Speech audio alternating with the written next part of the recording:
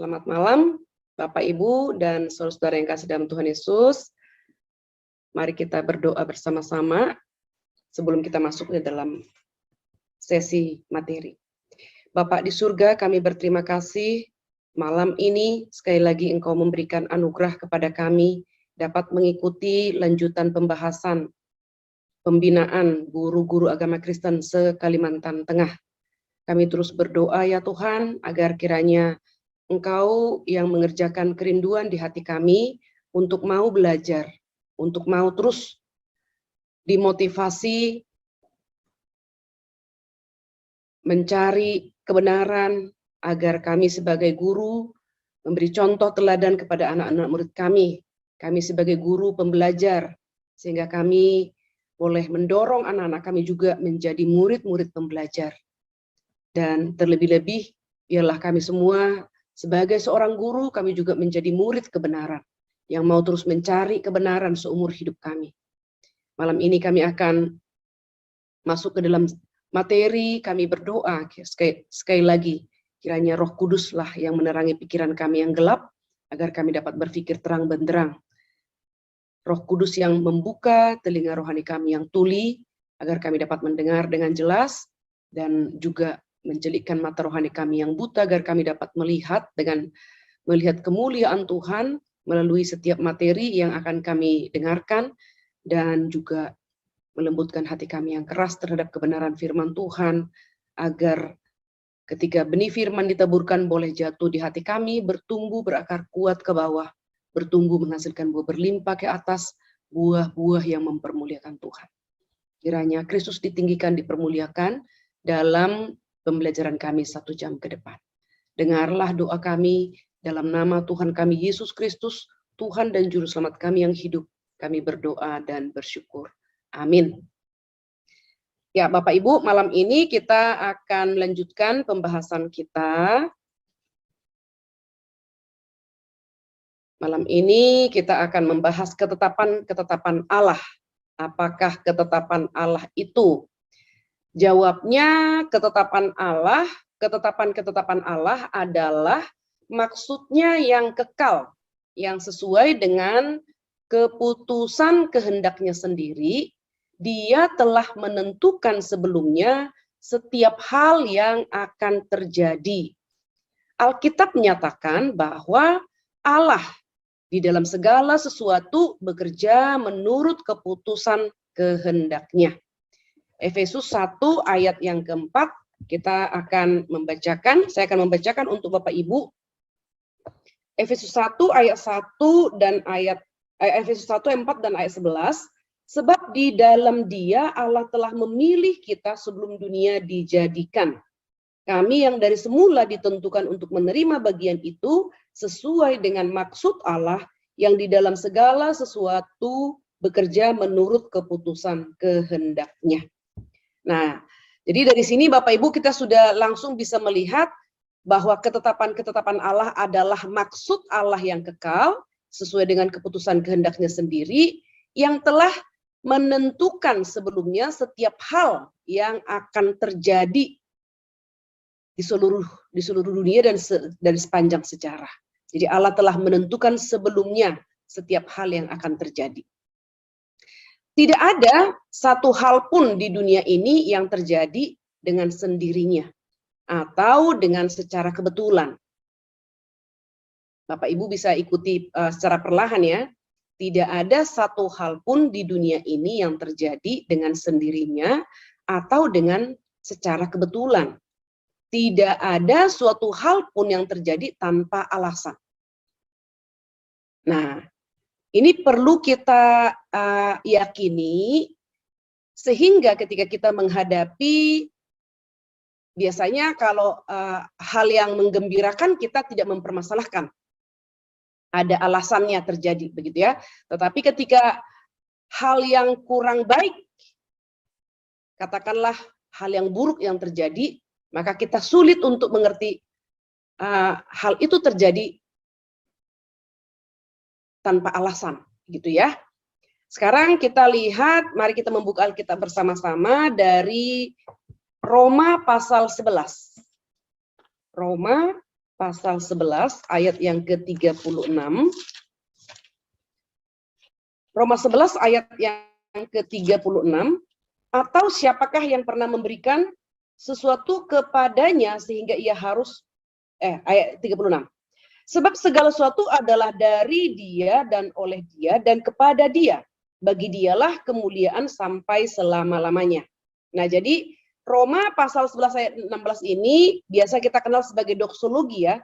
Segala sesuatu berasal dari Allah dan oleh Allah dan kepada Allah. Bagi Dialah, yaitu bagi Allah lah kemuliaan sampai selama-lamanya.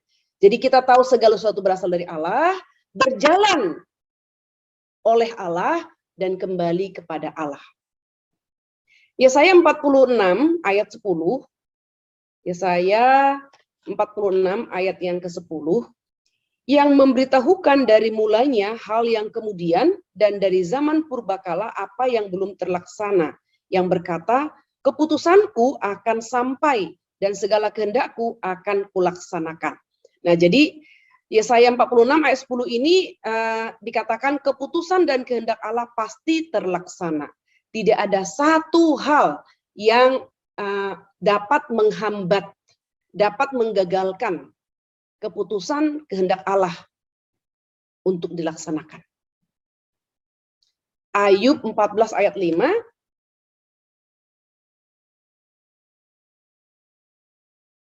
Ayub 14 ayat yang ke-5.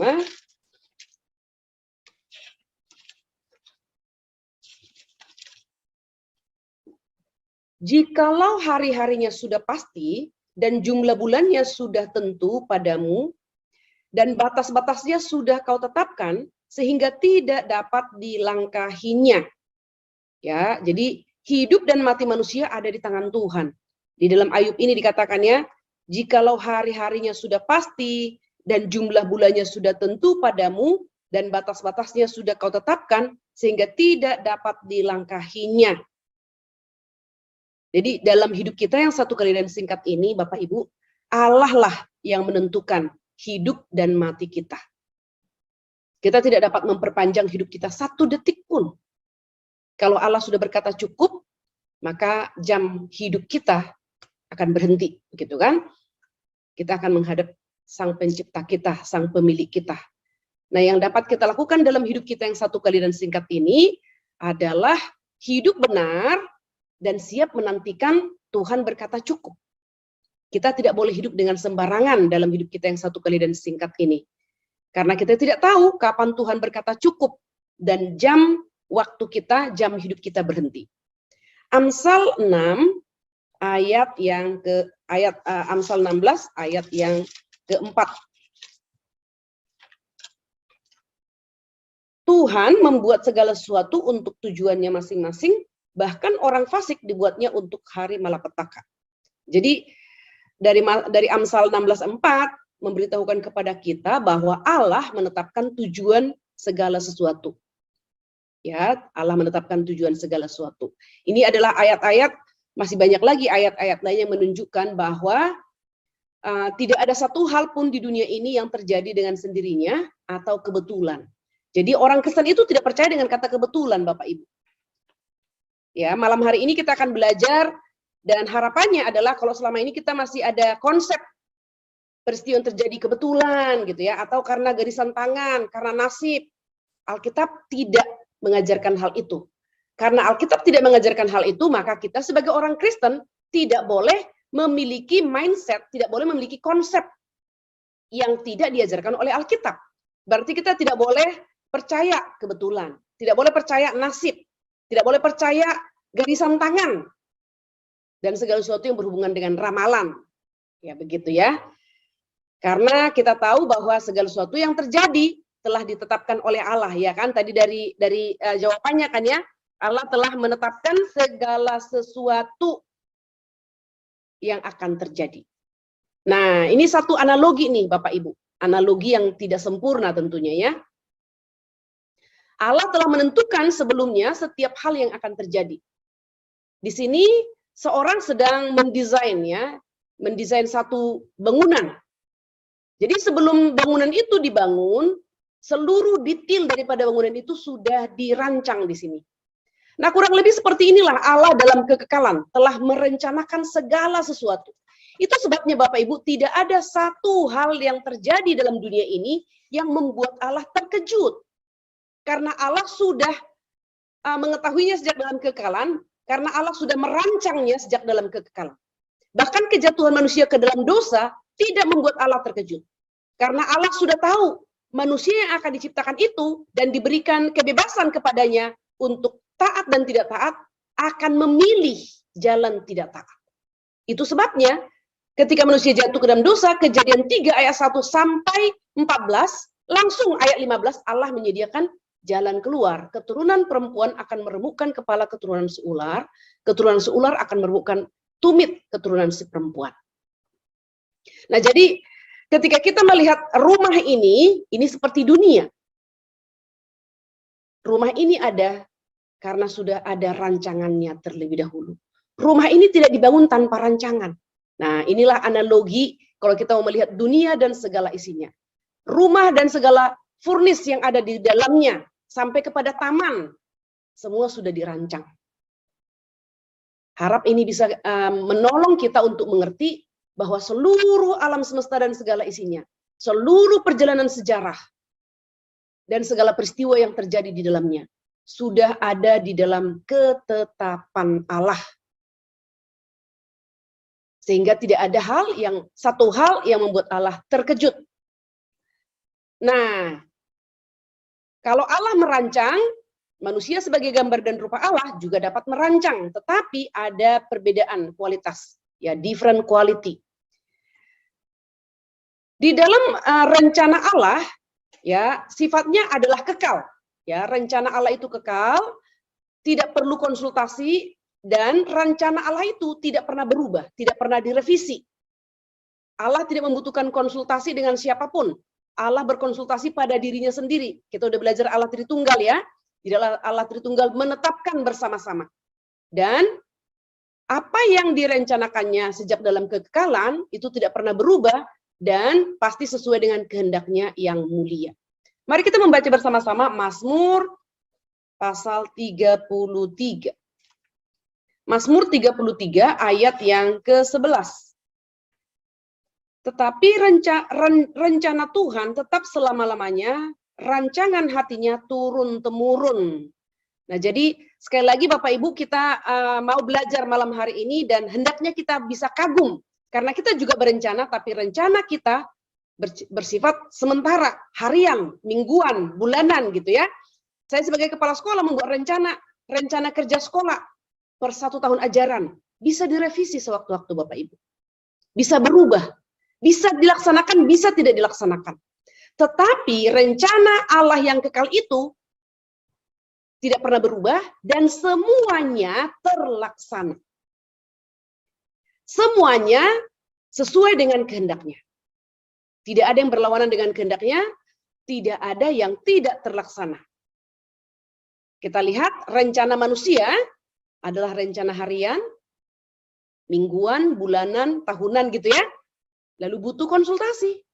Saya sebagai kepala sekolah, ketika saya mengadakan membuat program kerja sekolah, saya konsultasi, bahkan melibatkan guru, melibatkan orang tua, melibatkan udah pasti yayasan, koordinator, berkonsultasi Bapak Ibu. Dan juga kalau saya bekerja sama dengan lembaga swasta yang akan saya libatkan dalam program kerja sekolah, saya juga akan berkonsultasi, paling tidak ya, jadwal, durasi, tempat, narasumber, dan seterusnya. Biaya, sudah pasti ya. Yang kedua, rencana Allah itu adalah mutlak. Rencana manusia relatif. Ya. Di dalam rencana Allah yang mutlak, kita melihat di sini tidak ada di dalam rencana Allah yang mutlak itu kemungkinan-kemungkinan dan kebetulan, begitu kan? Mari kita membuka bersama-sama Amsal pasal 16. Amsal pasal 16 ayat yang ke-33. Amsal 16 ayat yang ke-33. Undi dibuang di pangkuan, tetapi setiap keputusan berasal daripada Tuhan. Jadi maksudnya manusia bisa berencana, tetapi Allah lah yang menetapkan. Kembali lagi, ya rencana Allah yang mutlak. Manusia kita harus berencana, tidak boleh tidak berencana. Tetapi antara orang Kristen berencana dengan orang non-Kristen berencana, orang Kristen berencana melibatkan Tuhan. Kita masih berkata sekiranya Tuhan berkenan. Atau membawa rencana kita di hadapan Tuhan. Mohon Tuhan sertai dan pimpin. Dan kalau rencana kita tidak terlaksana, maka ya kita tidak jadi masalah. Kita melihat Tuhan turut campur tangan di dalamnya. Pasti ada waktu yang lain begitu ya melaksanakan rencana itu. Lalu kita melihat di dalam 1 Raja-Raja ya. Jadi di sini undi dibuang, undi itu berarti kan ada sesuatu yang mau ditentukan begitu ya. Undi dibuang ke pangkuan, tetapi setiap keputusan berasal daripada Tuhan. Kita lihat di dalam 1 Raja-Raja 22. 1 Raja-Raja 22.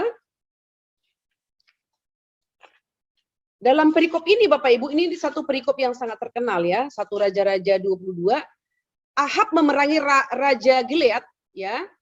Nabi Tuhan menghadap dengan berhadapan dengan nabi-nabi palsu. Ceritanya di sini adalah Ahab dia datang kepada Yosafat ya. Jadi saya membaca di awalnya 3 tahun lamanya orang tinggal aman dengan tidak ada perang antara Aram dan Israel. Pada tahun yang ketiga pergilah Yosafat, Raja Yehuda, kepada Raja Israel. Raja Israel ini adalah Ahab. Yosafat adalah Raja Yehuda atau Raja Selatan. Nah, ketika Yosafat pergi ke Israel Utara, saya bacakan seterusnya ya. Berkatalah Raja Israel kepada pegawai-pegawainya, tahukah kamu bahwa Ramut Gilead sebenarnya milik kita, tetapi kita tinggal diam saja dan tidak merebutnya dari tangan Raja negeri Aram. Lalu katanya kepada Yosafat, ini kata Ahab ya, maukah engkau pergi bersama-sama aku untuk memerangi Ramut Gilead? Jawab Yosafat kepada Raja Israel, kita sama-sama, aku dan engkau, rakyatku dan rakyatmu, kudaku dan kudamu. Intinya mereka mempersiapkan diri. Lalu kita melihat di dalam ayat ke-29. Ya, ayat yang ke-29. Di sini Raja Ahab mau menggunakan kemungkinan, posibilitas ya. Kemungkinan. Jadi dalam peperangan itu Raja Ahab mengatakan kepada Yosafat, kamu kenakanlah jubah kerajaanku dan juga kereta kuda kerajaan utara. Sedangkan aku akan mengenakan pakaian prajurit biasa saja dan berada di kereta kuda prajurit. Nah, itu adalah rancangan daripada Ahab. Tetapi Raja Aram ya memberikan petunjuk kepada tentaranya, dalam peperangan ini kejarlah rajanya. Karena kalau pemimpinnya sudah tertangkap atau sudah mati, maka pasukan akan kalah otomatis. Kurang lebih begitulah waktu Raja Aram membriefing prajuritnya. Maka mereka mengikuti panduan daripada rajanya. Maka ketika mereka masuk ke dalam medan perang, mari kita melihat, saya akan membacakan ayat 29 sampai ayat yang ke-35. Sesudah itu majulah Raja Israel dengan Yosafat, Raja Yehuda, ke Ramot Gilead. Raja Israel berkata kepada Yosafat, aku akan menyamar dan masuk pertempuran. Tetapi engkau pakailah pakaian kebesaranmu, lalu menyamarlah Raja Israel. Kemudian masuk ke pertempuran. Adapun Raja negeri Aram telah memberi perintah kepada para panglima pasukan keretanya, 32 orang banyaknya. Demikian, janganlah kamu berperang melawan sembarang orang, melainkan melawan Raja Israel saja. Segera sesudah para panglima pasukan kereta itu melihat Yosafat, mereka berkata, itu pasti Raja Israel. Lalu majulah mereka untuk menyerang dia, tetapi Yosafat berteriak. Segera sesudah para panglima pasukan kereta itu melihat bahwa dia bukan Raja Israel, maka undurlah mereka daripadanya. Tetapi seseorang menarik panahnya dan menembakkan dengan sembarangan saja dan mengenai Raja Israel di antara sambungan baju zirahnya. Kemudian ia berkata kepada pengemudi keretanya, "Putar, bawa aku keluar dari pertempuran, sebab aku sudah terluka." Tetapi pertempuran itu bertambah seru pada hari itu, dan raja tetap ditopang berdiri di dalam kereta berhadapan dengan orang Aram, sampai ia mati pada waktu petang. Nah, jadi Bapak Ibu kita lihat di sini ya, Ahab mencoba menyamar supaya dia tidak menjadi target, tetapi kalau kita membaca perikop sebelumnya, Ahab ini kan istrinya Isabel. Ahab ini sangat jahat di mata Tuhan bersama dengan istrinya Isabel. Lalu Nabi sudah menubuatkan bahwa Ahab istrinya akan mati dan darahnya akan dijilat anjing. Dan ketika waktu Tuhan tiba, adalah dalam perang dengan Ramot Gilead ini, Tuhan telah menentukan Ahab akan mati. Mau dia menyamar, mau dia bagaimanapun memakai pakaian baju jirah, tidak ada yang terbuka sama sekali. Tapi apa yang terjadi?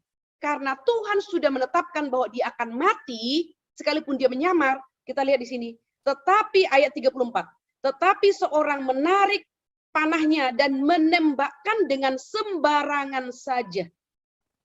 Dan mengenai Raja Israel di antara sambungan baju zirahnya.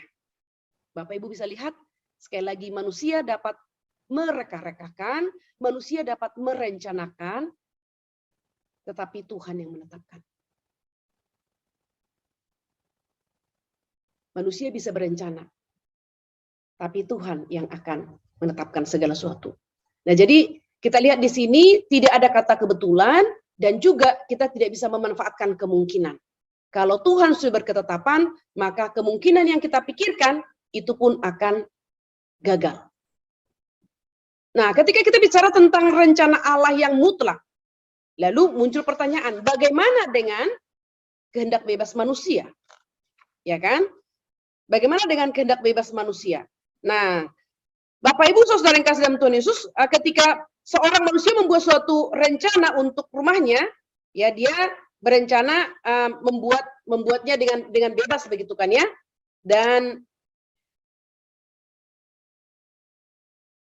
juga dalam kehidupan kita sehari-hari, kita memiliki kehendak bebas, tetapi sekali lagi Bapak Ibu, tidak ada di dalam kebebasan kita itu, tidak ada yang bisa kita lakukan di luar daripada rencana Allah yang mutlak. Tidak ada, ya. Jadi dikatakan bahkan ketika orang-orang durhaka melakukan kejahatan melawan Allah, mereka sebenarnya sedang menggenapkan rencana Allah. Contohnya apa? Ketika orang mengangkat tangannya menaikkan anak Allah, Yesus Kristus naik ke atas kayu salib. Itu kan kejahatan ya. Tapi kejahatan itu pun diizinkan oleh Allah untuk menggenapkan rencana keselamatan yang telah direncanakan oleh Allah dalam kekekalan. Akan tetapi, cilakalah tangan orang yang telah menaikkan anak Allah ke atas kayu salib.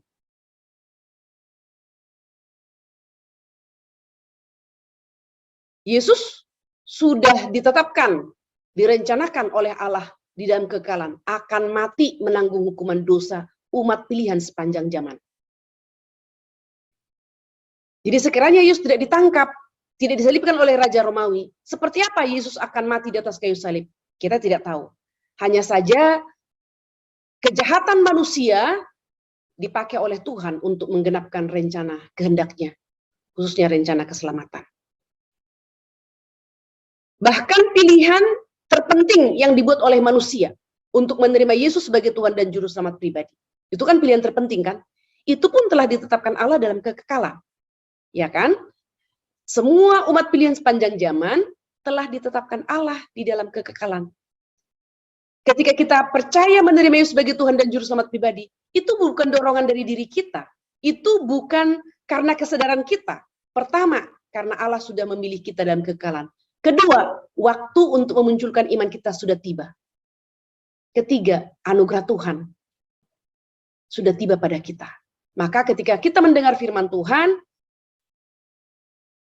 kita mengangkat tangan menerima Yesus sebagai Tuhan dan Juru Selamat pribadi. Atau pada waktu kita membaca firman secara pribadi, atau waktu kita mendengar firman di gereja, atau kapanpun saat kita mendengar firman Tuhan, waktu Tuhan tiba untuk kita, maka kita akan meresponi pemberitaan firman Tuhan itu menyadari diri kita berdosa, menyadari kita butuh juru selamat, maka kita mau membuka hati menerima Yesus sebagai Tuhan dan juru selamat pribadi kita. Itu pun ketetapan Allah. Jadi pilihan yang terpenting menerima Yesus sebagai Tuhan dan juru selamat pribadi adalah ketetapan Allah. Nah, jadi rencana Allah itu mutlak dan rencana tersebut meliputi segala hal yang terjadi. Tidak ada yang terjadi di luar daripada rencana dan kehendak Allah. Sedangkan rencana manusia tidak mutlak. Relatif, ya kan? Bisa berubah. Bisa gagal, bisa ditunda. Contohnya liburan, pesta, bahkan pernikahan pun bisa ditunda. Ya enggak? Waktu saya S1, kuliah S1, saya menyaksikan langsung pasangan yang sudah mempersiapkan diri menikah. Hari H, gedung sudah siap, konsumsi sudah siap, dekorasi sudah siap, semua sudah siap. Tiba-tiba salah satu pasangan itu tidak mau melanjutkan pemberkatan ke gereja. Maka gagal. Lalu diumumkan, semua tamu silahkan makan. Kita tetap makan, kenapa? Konsumsi sudah siap. Jadi pernikahan tidak jadi, tamu-tamu tetap makan. Nah, contoh konkret ya, orang yang mau menikah, sebelum diberkati di gereja masih bisa nggak gagal? Bisa. Bahasa umum itu adalah sebelum janur kuning melengkung, ya kan? Orang Jawa ya, gambaran kalau ada di gang-gang rumah janur kuning, kita tahu oh ada orang menikah. Sebelum janur kuning melengkung, ya seorang perempuan atau seorang laki-laki masih bisa gagal untuk menikah. Yang ketiga, rencana Allah itu ya, Allah membuat rencana yang sempurna serta menyeluruh. Dan rencana Allah yang sempurna dan menyeluruh itu dibuatnya untuk kemuliaannya. Ya, jadi kita melihat bersama-sama bahwa Allah merencanakan segala sesuatu ada alasan, tujuan. Jadi tidak ada satu hal yang Tuhan izinkan terjadi tanpa alasan dan tanpa tujuan. Sedangkan rencana manusia tidak sempurna dan menyeluruh. Semata-mata demi kesenangan diri dan kehormatan diri sendiri. Ini kalau kita di luar Tuhan ya, kita merencanakan, rencana kita tidak sempurna, tidak menyeluruh. Karena apa? Kita tidak maha tahu. Bahkan rencana kita pun bisa gagal, bukan? Contoh konkret ya, dalam pernikahan, liburan. Pada masa COVID di awal-awal ya, orang sudah banyak membooking tour yang dapat diskon, promo. Tetapi karena pandemi COVID-19 melanda dunia, maka tidak terlaksana liburan yang sudah direncanakan. Kita di sekolah juga, ya kan sangat nyata sekali ya, banyak hal yang kita harus sederhanakan, RPP disederhanakan, materi disederhanakan, karena pembelajaran harus dilaksanakan secara BDR, secara daring. Kita tidak bisa mencapai semua materi yang sudah kita rancang sebelumnya, ya kan? Kita sudah rancang sebelumnya, tapi tidak bisa kita tuntaskan. Kenapa? Karena harus disederhanakan, harus dirampingkan supaya anak-anak tidak stres mengikuti pembelajaran dengan materi yang cukup banyak. Nah, tujuan Tuhan menetapkan segala sesuatu, kita membaca bersama-sama Habakuk pasal 2. Apa tujuan Tuhan menetapkan segala sesuatu? Habakuk pasal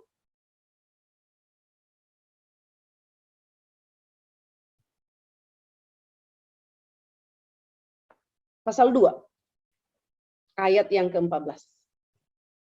Sebab bumi akan penuh dengan pengetahuan tentang kemuliaan Tuhan seperti air yang menutupi dasar laut. Nah, jadi di dalam Habakuk pasal 2:14, tujuan Tuhan menetapkan segala sesuatu adalah untuk kemasyhuran kemuliaan Allah. Ya, untuk kemasyhuran kemuliaan Allah.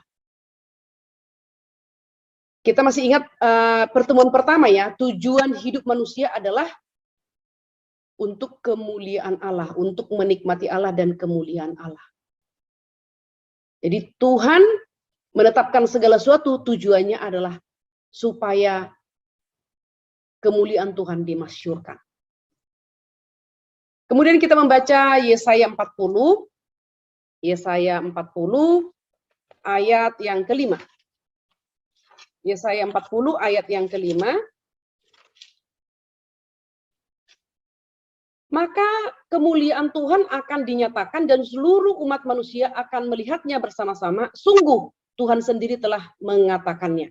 Jadi di sini juga ya, maka kemuliaan Tuhan akan dinyatakan. Allah membuat janji yang sama ya, kemuliaan Tuhan akan dinyatakan. Jadi tujuan segala penciptaan adalah untuk menyatakan kemuliaan Tuhan. Ya, kita ingat lagi kepada materi pertama ya, tujuan utama manusia itu secara khusus. Tetapi tujuan daripada seluruh penciptaan juga adalah untuk kemuliaan Allah. Ya, bumi ini adalah panggung Allah menyatakan kemuliaannya. Mazmur 19 ayat 2, langit beserta semua bintang dan galaksi memberikan kemuliaan kepada Allah. Bapak Ibu lihat, jadi alam pun diciptakan oleh Allah untuk mempermuliakan Allah. Yesaya 43 ayat 7, Allah menciptakan umatnya untuk kemuliaannya. Jadi Allah menciptakan seluruh manusia, menciptakan seluruh alam semesta dengan segala isinya adalah untuk kemuliaannya. Lalu di antara manusia berdosa, Allah memilih sekelompok umat pilihan. Nah, umat pilihan ini dipilih di antara manusia berdosa adalah untuk kemuliaannya. Supaya kita yang dipilih oleh Allah, kita menjadi sekelompok orang yang hidup untuk kemuliaan Allah atau hidup mempermuliakan Allah. Mazmur 96 ayat yang ketiga, umat Allah harus memberikan kemuliaan Allah. Ya, memberitakan kemuliaan Allah dan menyatakan kemuliaan Allah di antara segala bangsa. Jadi kita harus memberitakan Injil kepada segala bangsa supaya segala bangsa melihat, mengalami kemuliaan Allah. Mazmur 148 ayat 1 sampai 12. Kalau kita nanti, Bapak Ibu kalau ada waktu silakan dibaca sendiri nanti di rumah. Allah menciptakan atau mendekritkan penciptaan segala sesuatu. Ya, jadi Allah yang menciptakan dan mendekritkan, menetapkan berarti ya, dekrit ini ketetapan.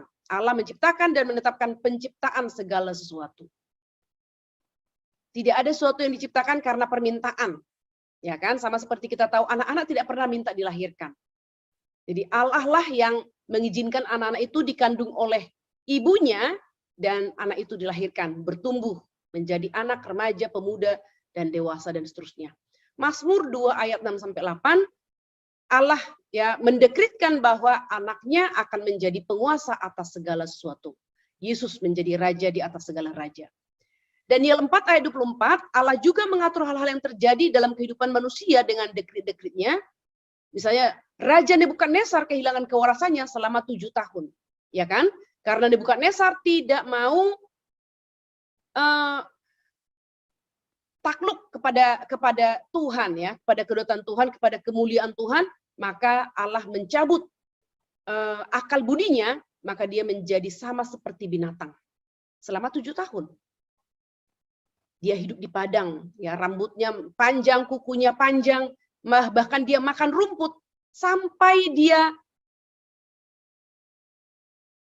mempermuliakan Allah, ya, mempermuliakan Allah. Maka Allah mengembalikan akal budinya dan mengembalikannya ke tahtanya kembali menjadi raja. Yesaya 45 ayat 6 sampai 7, hal-hal yang menyedihkan dan buruk ya tetap berada dalam rencana Allah.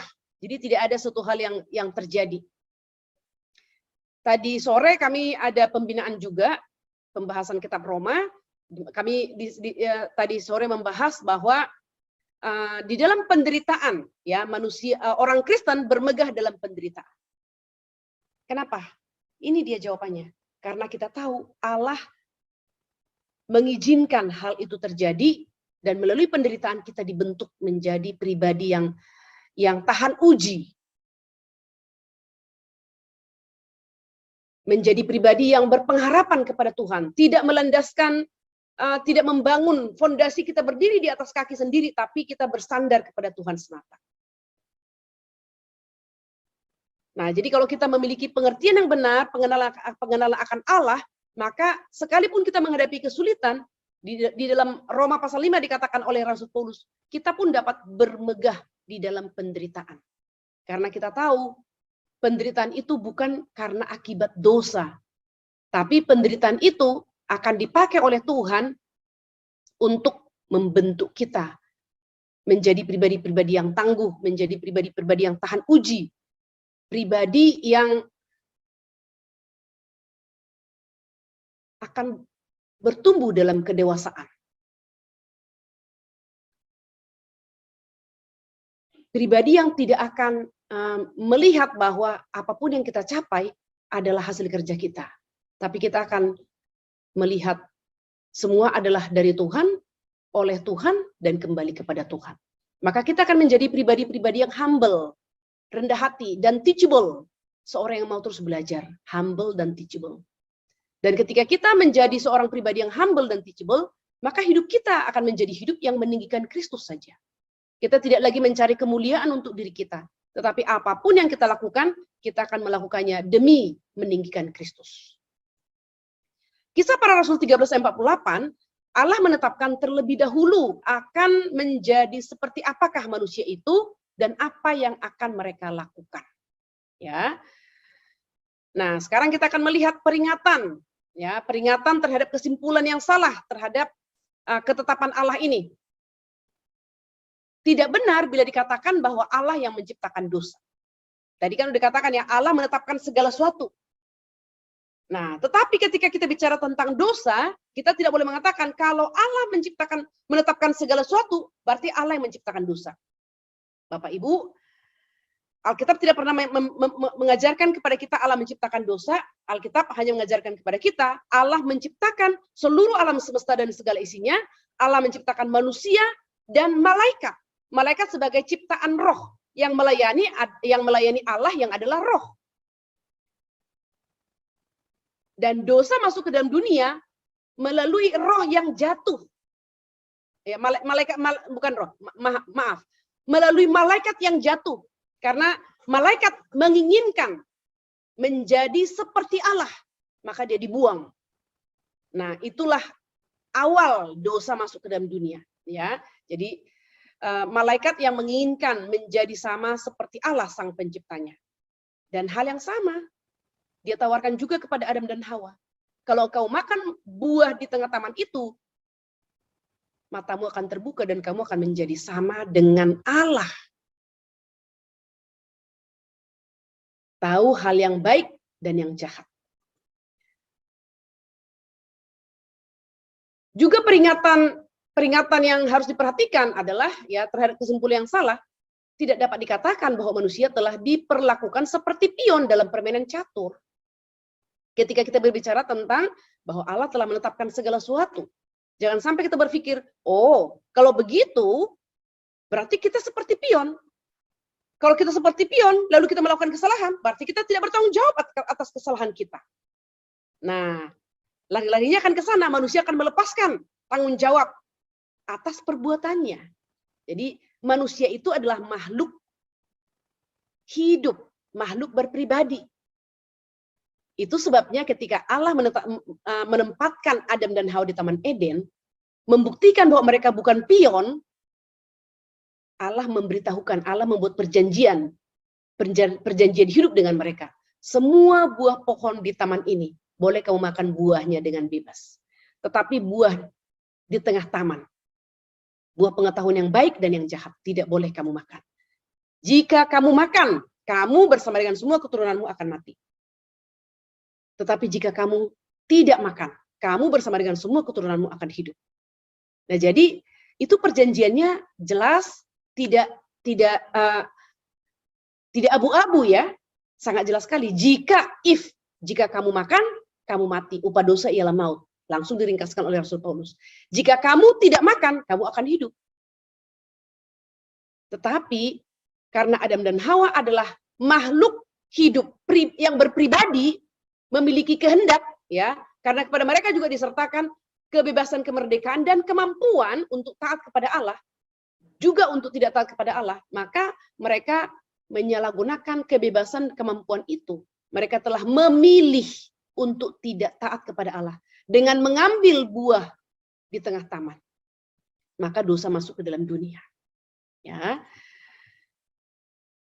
Ketetapan Allah sama sekali tidak akan melemahkan atau menghancurkan tanggung jawab manusia. Jadi manusia tetap bertanggung jawab atas tindakannya. Ya. Tidak berarti kita tidak usah mengabarkan Injil lagi karena Tuhan sudah menetapkan yang diselamatkan. Nah, jadi juga bisa ditarik ke sini ya. Kalau Allah sudah menetapkan umat pilihan, berarti kita tidak perlu mengabarkan Injil Tuhan. Mereka yang telah ditetapkan pasti akan diselamatkan. Pasti akan diselamatkan. Tetapi cara mereka diselamatkan juga ditetapkan oleh Allah, yaitu Roma 10 ayat 17. Mari kita membuka bersama-sama. Roma 10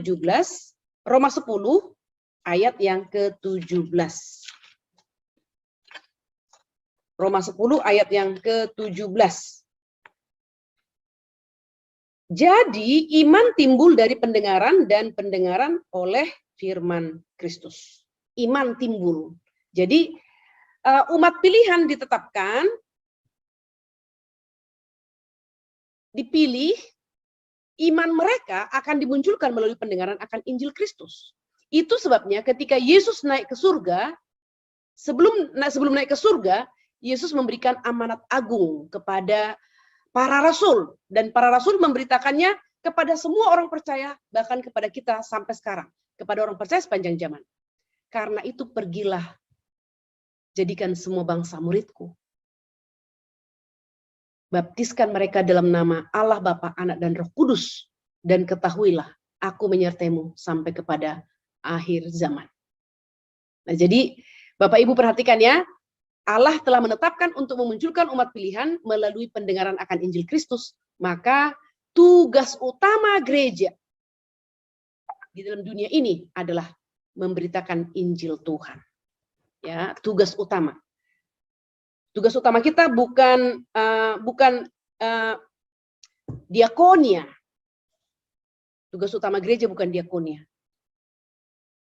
Tetapi tugas utama gereja adalah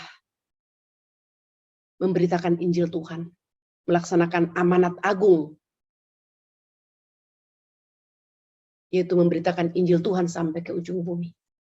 Nah, jadi ketetapan Allah adalah maksudnya yang kekal, yang sesuai dengan keputusan kehendaknya sendiri.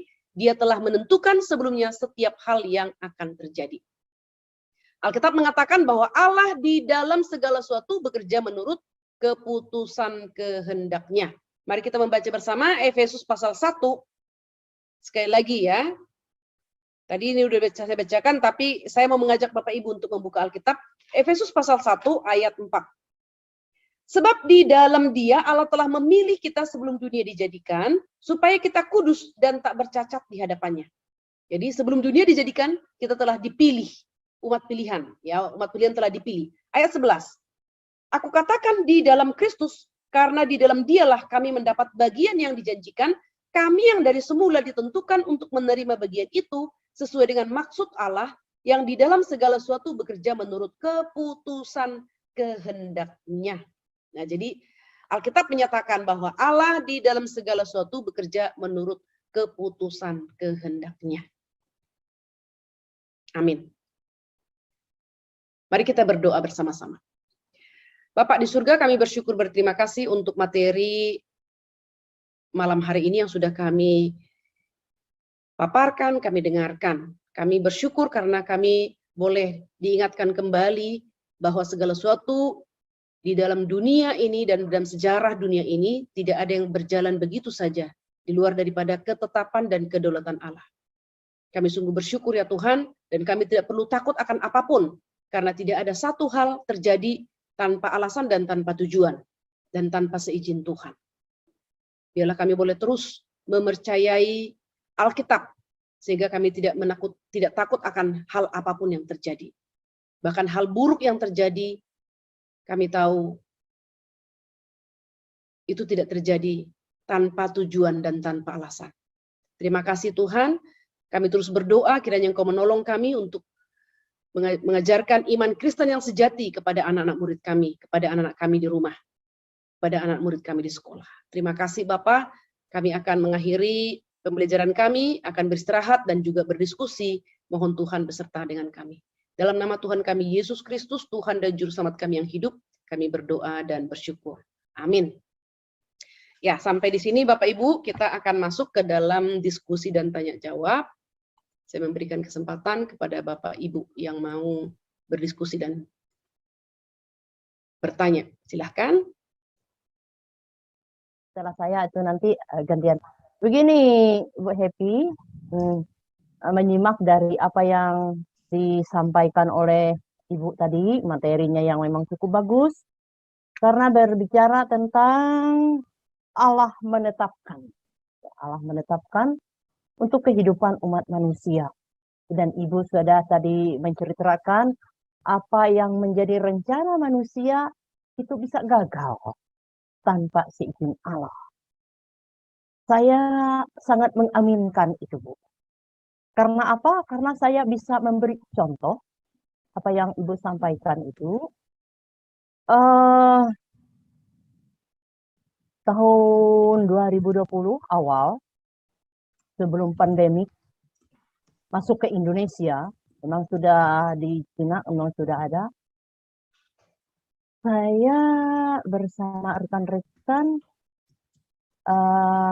punya program ya, dikasih untuk napak tilas perjalanan yang dicatat di dalam Alkitab. Ya,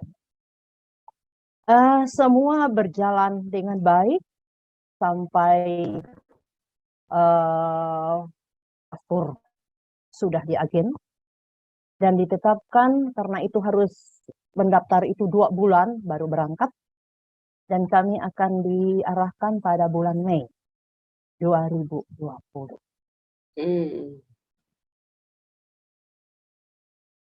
Tapi tetap dikembalikan kepada apa yang Allah tetapkan. Maret 2020, pemerintah Indonesia dan bahkan dunia melockdown-kan, tidak boleh orang bepergian, terkhusus ke luar negeri. Kalau dari Indonesia, semua daerah-daerah ditutup, wisata-wisata ditutup, penerbangan ditutup. Dan penantian sepanjang 2020 itu tidak terakomodir sampai menjelang 2021 rencananya ada. Tetapi si Delta lebih ganas. Ya, si Delta lebih ganas sehingga sepanjang 2021 tidak ada dibuka. Dan ini sudah tahun 2022. Kembali lagi si Omikron. Ya. Walaupun kita sudah disediakan vaksin, sudah beberapa kali vaksin, bahkan sekarang di booster, ya sudah. Tetapi masih belum ada rencana terkhusus untuk wisata rohanian Kristen. Kalau yang roh ya mereka bisa, tapi tidak tahu ya. Dan seandainya diberangkatkan pun saya juga belum berani. Karena ini artinya jangan main-main. Kalau kita pergi ini untuk apa? Kalau kita harus dikarantina berapa waktu, itu biaya pribadi. Kemudian pulangnya itu juga bisa dikarantina dan lain sebagainya, semua dibiayai. Ya lebih baik nunggu aman. Artinya kita bisa ambil benang merahnya. Artinya ketika Allah belum menetapkan hambanya untuk berangkat, berarti belum. Walaupun ambisi secara kerohanian, ambisi secara jasmania itu besar, tetapi apa daya? Ya, apa daya? Artinya Allah belum mengizinkan. Karena kedaulatan ada di tangan Allah. Itu memang saya aminkan, saya apresiasi apa yang Ibu sampaikan, memang itu yang saya alami. Tapi saya tidak menangis. Saya sangat bersyukur, artinya Tuhan mengingatkan, perbaiki diri untuk yang ada. Terima kasih. Ya, Bu Urayani ya. Kalau Ibu tidak berangkat sama sekali, tahun lalu kami juga ada rencana karena COVID sudah mereda, kami ada rencana juga pergi ke Mesir. Kalau di Mesir itu kan kita mau melihat, karena sejarah bangsa Israel kan ada terkait Mesir juga ya, ada rencana ke Mesir, tapi kemudian Omikron. Iya. Jadi karena Delta sudah turun ya kan, lalu wah kita sudah, lalu orang juga sudah mulai berpergian ke luar negeri, kita berencana pergi ke Mesir. Tapi kemudian Omikron tidak jadi.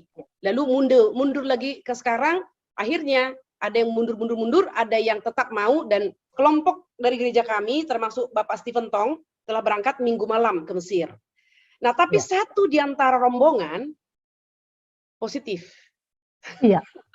Nah. Akhirnya tidak jadi pergi. Jadi yang lain pergi karena negatif ya, karena mereka kan harus PCR ya. Karena mereka semua sehat berangkat, tapi satu yang positif tidak berangkat. Nah, jadi itu salah satu juga ya. Kita berencana, tapi Tuhan menetapkan begitu ya. Iya. Oke, Ibu Urayani, terima kasih. Di chat box, Bu. Ya, oke. Ya. Dari Ibu Yuda Barito Utara, Kalimantan Tengah. Kalimantan Timur ya? Kalteng. Kalteng. Mau bertanya, Bu Happy, saya tertarik mengenai pemaparan materi yang dijelaskan Ibu tadi tentang ketetapan-ketetapan Allah.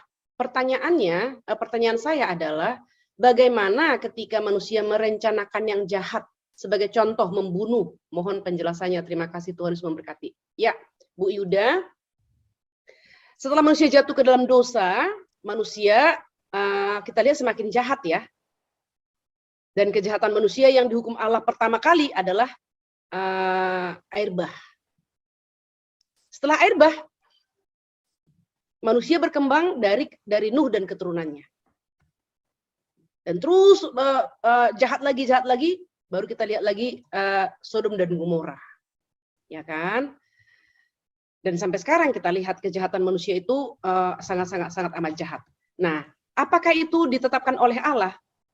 Sama, tadi saya udah kasih contoh. Orang-orang yang, jangankan orang-orang ya, Yudas Iskariot, murid Tuhan Yesus, salah satu murid Tuhan Yesus. Dia lebih mencintai uang daripada mencintai Tuhan dan kebenaran. Dia menjual Tuhan Yesus. Dia mengkhianatinya. Diizinkan? Diizinkan. Karena membuktikan manusia bukan pion. Manusia bisa merencanakan kejahatan. 2 minggu yang lalu kalau tidak salah ya, ada seorang ibu bertanya di sini juga. Bu, kalau Tuhan itu maha hadir, kenapa ada kecelakaan mobil? Kenapa? Lalu saya tambahkan lagi, iya. Kenapa ada banjir? Kenapa ada semua kejahatan lah begitu ya? Pertama, jawaban saya waktu itu adalah Allah tidak wajib menjaga manusia dari kejahatan. Untuk pertanyaan ibu, memang Allah mengizinkan manusia itu melakukan apa yang dia mau lakukan. Ya kan? Yudas Iskariot pada waktu malam perjamuan itu, pada perjamuan malam terakhir, Yesus sendiri mengatakan, lakukanlah apa yang hendak kamu lakukan. Benar nggak? Lalu murid-murid yang lain berpikir, oh karena Yudas Iskariot adalah bendahara, mungkin dia menyelesaikan administrasi keuangan. Gitu, kurang lebih begitulah ya.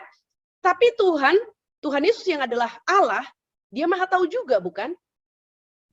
Dia tahu bahwa Yudas Iskariot akan mengkhianati dia. Dia tahu Petrus akan menyangkal dia. Maka kepada Yudas Iskariot dikatakan, lakukanlah apa yang kamu rencanakan. Kepada Petrus dikatakan, kamu jangan gegabah, jangan besar mulut.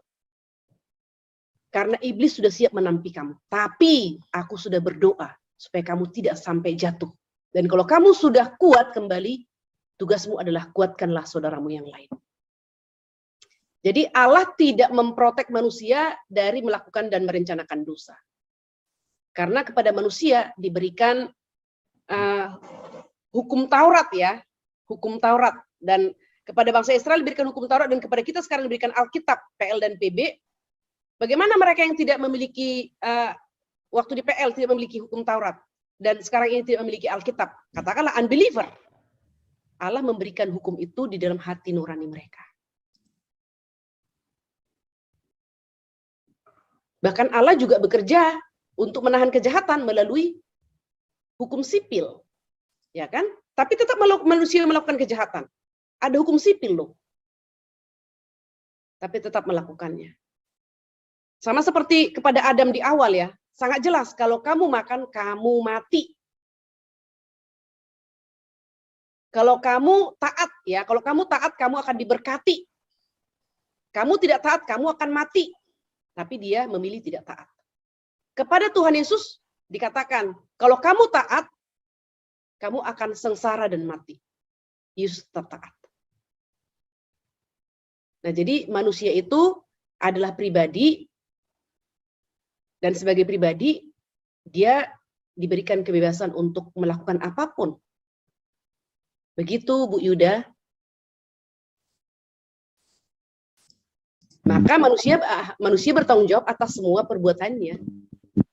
Begitu. Jadi Allah tidak bertanggung jawab atas tindakan manusia, tapi manusia bertanggung jawab atas tindakannya. Boleh direspon Bu Yuda kalau mau direspon? Kalau boleh materinya bisa kami bisa kami miliki materi-materi Ibu dari kemarin juga saya lihat cukup membantu kita untuk memahami. Boleh. Ibu Tri ada PPT-nya ada di Bu Tri, mungkin Bu Tri bisa bantu di share di grup guru ya. Ya, oke, terima kasih. Ada sedikit yang saya komentari dan ada juga pertanyaan. Ya. Komentar pertama begini, Bu. Tadi kan Ibu menyanggah bahwa Allah itu tidak pencipta dosa, begitu ya? Betul. Nah, gitu. Jika Allah tidak menetapkan dosa, konsekuensi logisnya nyatanya dosa di dunia, berarti ada sesuatu di dunia terjadi yang memang tidak ditetapkan Allah, begitu. Karena ada sedikit statement, ya tentunya ini gaya-gaya bahasa teologi yang memang sudah mapan lah, bahwa Allah itu tidak akan dikejutkan dengan apapun karena dia ada di dalam segala sesuatu, gitu. Kenapa tidak berani berkata bahwa Allah memang di dalam dosa juga dia ada, gitu, sekalipun dia tidak menghendaki ada dosa, gitu. Begitu. Itu hanya sedikit komentar. Mohon nanti penjelasan lebih lagi. Kalau saya melihat terhadap dosa pun Allah ada di situ, gitu.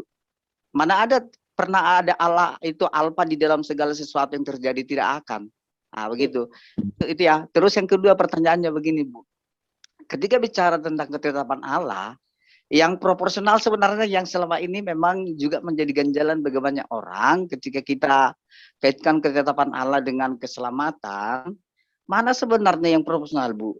Single predestinasi atau double predestinasi? Oke. Thank you. Oke. Pak Jurlianto, Pak Sialagan ya. Sehubungan dengan dosa, tentu saja Allah Maha Hadir. Bahkan ketika Adam dan Hawa mengambil buah pohon itu, Allah hadir nggak di sana? Hadir dong.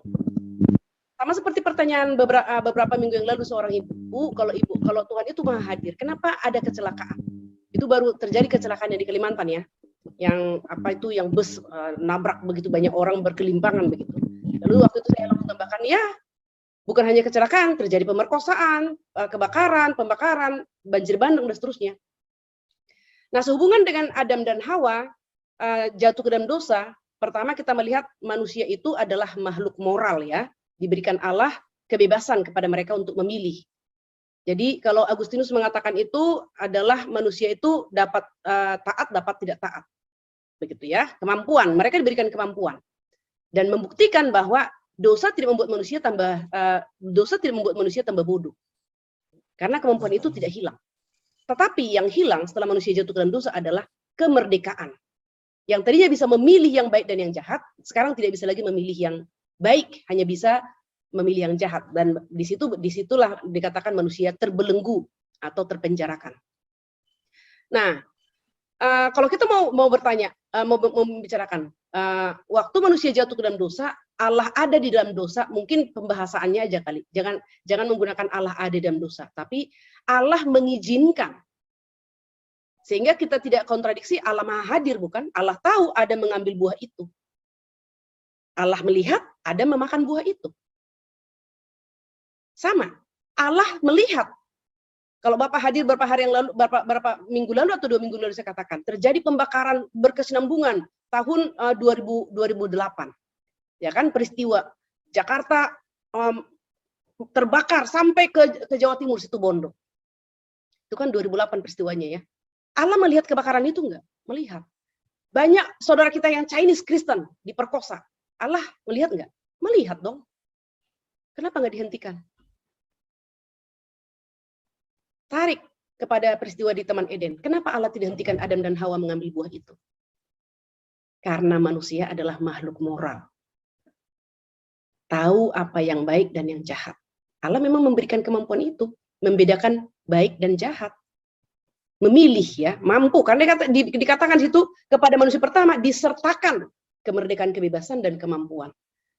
Jadi Allah tidak menjadikan manusia itu pion ya, yang hanya digerakkan, berjalan sesuai dengan kehendak Allah, begitu.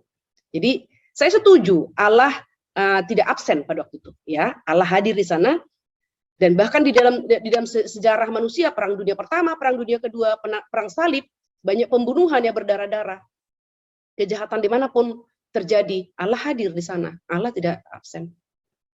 Tetapi Tuhan, maka dari sini kita akan masuk kepada penarikan Allah berdaulat. Dalam kedaulatannya, segala sesuatu terjadi dikaitkan dengan 4 hal. Allah menghendaki, Allah memimpin, Allah mengizinkan, Allah membiarkan. Jadi Adam dan Hawa, Allah membiarkan. Allah mengizinkan ya. Kejahatan seluruh dalam sejarah manusia, sejarah dunia ini. Perang dunia pertama, perang dunia kedua. Perang salib, pembunuhan, pemerkosaan, apapun bentuk kejahatan yang kita geleng-geleng kepala tidak habis-habisnya. Di dalamnya bisa ada Allah mengizinkan, Allah memimpinnya, Allah membiarkan. Tapi tidak mungkin Allah menghendaki. Nah, begitu Pak Sialagan. Ya, jadi itu tidak mungkin kita kontrakan dengan Allah Maha Hadir. Allah hadir, tapi Allah mengizinkan sebagai Allah yang berdaulat. Sama seperti kejahatan. Kenapa Allah hadir lalu terjadi kejahatan? Karena Allah tidak wajib melindungi semua manusia. Karena manusia harus belajar juga. Sama. Tadi seperti yang saya katakan, kami tadi sore dalam pembinaan, kami membahas Roma pasal 5. Bermegah dalam penderitaan. Wow. Orang Kristen kok bisa bermegah dalam penderitaan? Iya, karena kita tahu di balik penderitaan Tuhan akan bekerja. Dan pekerjaan Tuhan itu kita tahu, paling tidak salah satu di balik penderitaan, Tuhan sedang membentuk kita. Maka kita bisa bermegah. Ya kan? Tetapi dunia dalam penderitaan bisa bermegah, tapi bermegah negatif. Dia menganggap karena dia sudah banyak menderita, dia menjadi anggap remeh pada orang yang hidupnya lebih lancar dari dia. Yang kedua, orang menderita, tuntut Tuhan. Tuhan berhutang loh kepada saya karena hidup saya sangat sulit. Tapi orang Kristen memandang penderitaan berbalik dengan dunia. Itu tadi jawaban saya yang pertama ya. Yang kedua tadi apa ya Pak? Saya udah lupa. Predestinasi Bu, yang tunggal atau yang ganda? Oh, oke. Ya, predestinasi. Ya oke. Jadi begini, harusnya sih predestinasi itu hanya satu ya. Jadi Allah memilih. Kenapa? Saya memegang single predestination. Karena sebenarnya upah dosa ialah maut. Ya kan? Semua manusia akan mati. Tetapi di dalam anugerah, di dalam kasih karunia, Allah memilih sekelompok orang dari manusia yang berdosa ini. Yang sedang menuju kepada hukuman yang kekal, atau kalau kita menggunakan istilah bahasa umumnya ke neraka, begitu. Allah memilih sekelompok orang untuk diselamatkan demi kemuliaannya. Jadi saya percaya single predestination. Kalau orang sudah ditetapkan untuk mati, itu bukan ditetapkan, memang sudah dikatakan upah dosa ialah maut. Begitu Pak Sialagan. Oke. Berarti yang ke neraka itu memang yang dibiarkannya Bu ya?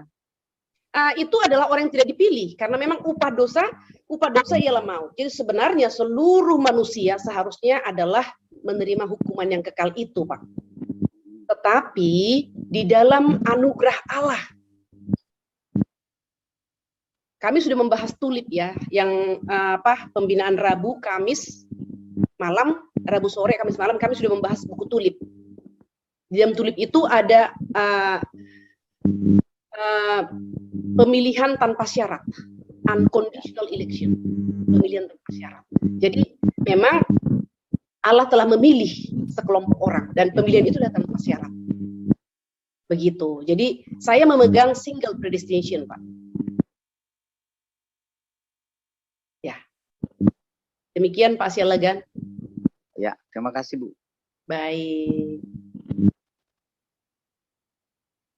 Ya, di kolom chat ada, Bu. Ya. Oke, dari Ibu Tanti. Dosa terjadi atau ada dikarenakan ketidaktaatan manusia terhadap perintah Allah. Ini tentu berhubungan dengan kehendak bebas manusia. Dosa itu pilihan manusia. Menurut saya memang Allah tidak menciptakan dosa. Mohon maaf saya chat karena speaker saya sedang bermasalah. Terima kasih. Oh ya, ini pernyataan saja. Ya, Bu Tanti. Oh, sama seperti Ayub dan teman-teman, sama dengan pendapat teman-teman Ayub kan? Ya, tiga teman pertama ya. Tiga teman pertama. Jadi kalau mengatakan kalau kamu melakukan sesuatu tuh, kamu menderita begini karena kejahatanmu gitu kan. Pasti ada sesuatu yang salah gitu. Yang kamu lakukan kan begitu. Ya termasuk juga menurut saya ini kan seringkali penderitaan kita tuh karena dosa gitu. Nah, mengapa Allah mengizinkan dosa? Berarti kan Allah itu inginnya Allah tuh akhirnya menciptakan penderitaan untuk kita gitu. Padahal kan itu terbentuk saya pikir kan karena pola pikir konsekuensi. Iya, karena enggak pola pikir yang ada di sekitar kita, Bu. Ya. Ya, memang banyak mindset yang tidak sesuai dengan prinsip iman Kristen ya. Sehingga kalau kita masih agak sulit mengenai ketetapan Allah, bahkan Allah membiarkan, misalnya begini saja, kalau misalnya orang yang baik, begitu pelayanan di gereja atau bahkan pendeta pun, terus meninggalnya dengan cara yang tragis begitu. Itu kita merasa mengapa kan begitu. Akhirnya kita kaitkan Allah tidak adil terhadap hal yang seperti itu gitu. Nah, itu bagaimana cara kita memandang dengan ketetapan Allah ini, Bu? Iya, harus semuanya harus clear sih. Kalau tadi Ibu mengatakan mati mengenaskan, bisa mati martir, bisa mati mengenaskan. Yang mengenaskan seperti apa? Kalau martir bisa jadi ya memang Tuhan izinkan, berarti dia wow. Kalau sampai mati martir itu ada yang dicari semua orang Kristen, bukan? Berarti itu hak istimewa loh mati martir itu. Maksud Ibu mati mengenaskan itu bagaimana? Dicacah gitu. Dicincang. Masih mute, Bu Tri. Iya. Masih mute. Misalnya kecelakaan, terus mobilnya terbakar, meledak, begitu misalnya kan begitu kan banyak kan. Ya. Jadi begini, Bu Tri. Kematian seseorang itu tidak bisa kita kaitkan dan sebaiknya tidak dikaitkan dengan dosa, ya kan? Ada orang di dalam pesawat. Pesawat itu yang sudah tidak layak terbang. Masa dikatakan iya semua yang di pesawat itu manusia berdosa, mereka layak dilenyapkan? Kan enggak dong ya. Si pendeta atau siapapun itu yang Ibu Tri kasih contoh tadi, mati karena kecelakaan. Udah baik pelayanan, ya sejauh mata memandang, kasat mata, orang yang sangat baik, tapi kenapa mati kecelakaan? Ya bisa jadi mobilnya tidak dicek sebelumnya, ada kelalaian manusia. Ya kan? Jadi kita harus melihat orang Kristen itu harus luas pandangannya. Tidak boleh seperti kacamata kuda gitu loh. Kita harus luas wawasan, lalu melihat banyak faktor. Ada kelalaian manusia. Kita menderita pun bisa karena kelalaian kita. Pola makan kita tidak baik, pola hidup kita tidak baik. Juga kepercayaan kita tidak teguh, selalu cemas, selalu khawatir. Nah, itu kan membuat jiwa kita merana, ya kan? Dan orang yang stres itu adalah makanan empuk untuk segala jenis penyakit. Contoh, begitu. Nah, jadi sekali lagi jangan selalu menyalahkan iblis. Yang pertama, yang kedua mencurigai Tuhan gitu. Jangan apapun ini karena iblis gitu. Yang kedua, mencurigai Tuhan. Jadi ada faktor manusianya, begitu Bu Tri. Faktor kelalaian manusia, faktor dosa, ya kan? Ada mungkin disadap atau bagaimana, begitu. Ya kan? Ada faktor teroris. Jadi orang yang mati karena teroris, ya itu karena kita itu dicatat sebagai ya salah satu contoh dampak daripada, kalau dalam bahasa teologi ya, spread of sin, ya, penyebaran dosa. Itulah kejahatan manusia yang berdosa, yang menjadikan dirinya menjadi hakim, yang menyeleksi siapa layak hidup, siapa tidak layak hidup. Yang bagi dia tidak layak hidup, basmi saja, seperti binatang. Nah, jadi ketika manusia menjadikan dirinya hakim, ya memang dia akan menyeleksi, dia akan membunuh dengan perasaan bebas, feel free, tanpa merasa bersalah. Kenapa? Dia sudah menjadikan dirinya hakim, menjadi penentu terakhir. Begitu. Dan tidak melihat, tidak menghargai kemanusiaan, begitulah. Tidak menghargai kemanusiaan dengan benar. Begitu, Bu Tri. Bu, kalau ketetapan Allah ini dikaitkan dengan garis tangan atau nasib, bagaimana, Bu? Garis tangan, nasib, segala sesuatu itu adalah cara pandang dunia, ya. Dicocokin, oh garis tangannya, ini garis tanganmu loh ya, pantasan nggak pernah uang bisa kamu simpan. Kenapa? Garis tangannya itu loh langsung ya ke sana, langsung keluar ke sini, keluar. Itu adalah bijaksana dunia. Uang itu nggak ada di dalam tabungannya karena dia boros, bukan karena garis tangannya. Juga nasib itu berarti sudah dipatok gitu. Jadi Bapak Ibu juga mungkin pernah bukan sering ya, tapi mungkin pernah mendengarkan hidup ini seperti roda pedati. Iman Kristen tidak menyetujui hidup seperti roda pedati.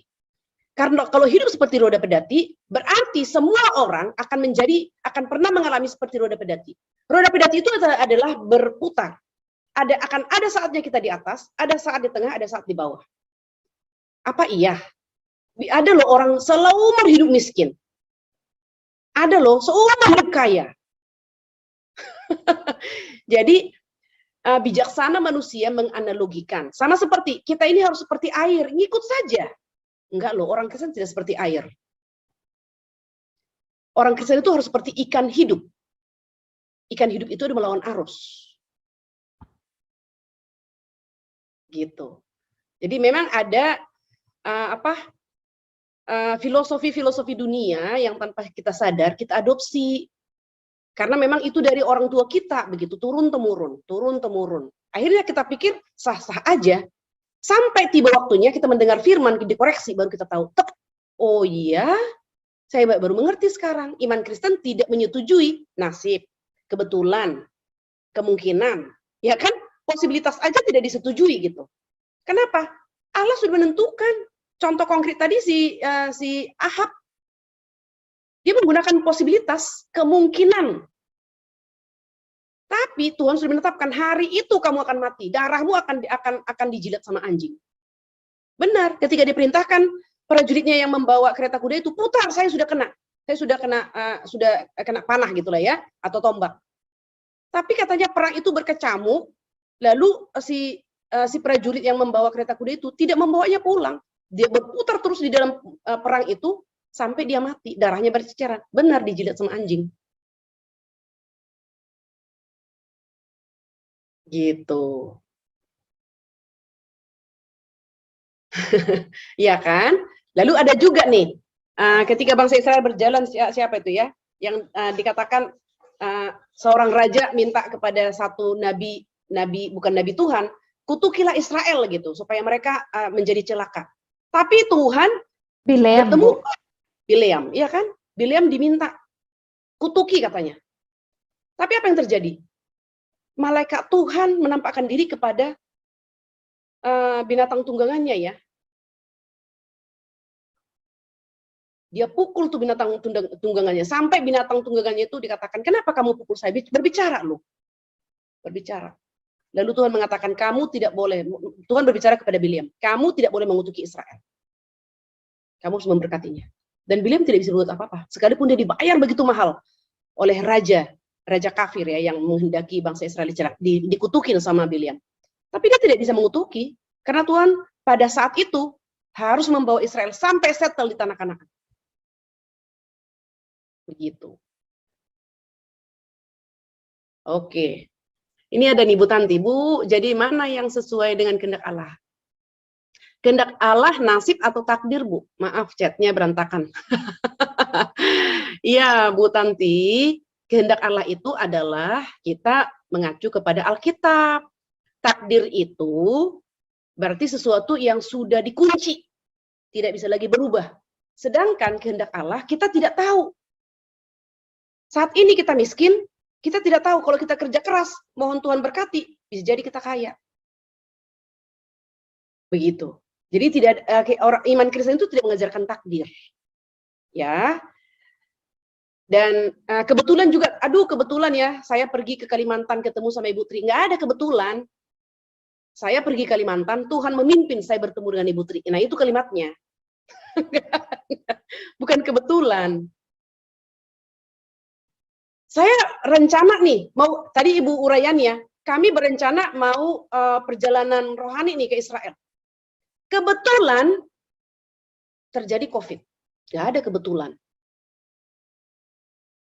Kami berencana pergi ke Israel, lalu Tuhan mengizinkan terjadi COVID.